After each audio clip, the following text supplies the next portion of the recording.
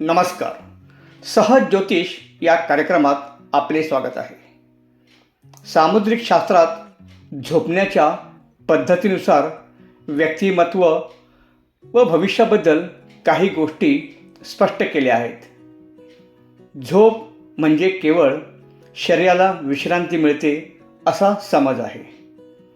व्यक्ती कशा प्रकारे झोपते त्यावर त्यांचा स्वभाव व विचारांचा अंदाज लावता येतो. सामुद्रिक शास्त्रात झोपण्याचे 5 प्रकार सांगितले आहेत.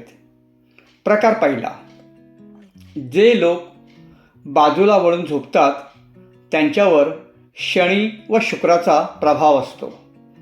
हे लोक मनातल्या गोष्टी शक्यतो कोणाशी शेअर करत नाहीत. भावना विचार स्पष्ट करत नाहीत. मेहनती असतात. प्रवास सुंदरतेचं ह्यांना बरंच आकर्षण असतं. विचारपूर्वक खर्च करतात. बचत चांगली करतात. प्रकार 2, हात पाय पसरून झोपणारे असतात. त्यांच्यावर मंगळ व सूर्याचा प्रभाव असतो. नशिबाची साथ कमी असल्याने यांना बराच संघर्ष करावा लागतो. स्वभावात हट्टीपणा व रागीटपणा बऱ्याचदा दिसून येतो. स्वतंत्रप्रिय असतात. आळसपणा असतो, पण एखादी गोष्ट करण्याचे ठरविले की ते पूर्ण करण्याचा प्रयत्न करतात व ते पूर्णही करतात. बंधनात राहणं यांना आवडत नाही. प्रकार 3, पोटावर झोपणारे स्वतःच्या विश्वात रमणारे असतात. यांच्यावर शुक्राचा व राहूचा प्रभाव दिसून येतो. यांना टोमणे टीका सहन होत नाहीत. क्वचित लाजाळू असतात. आयुष्यात कोणी हस्तक्षेप केलेला यांना आवडत नाही. विचारात क्रिएटिव्हिटी असते. एकटे राहून सुखी राहतात.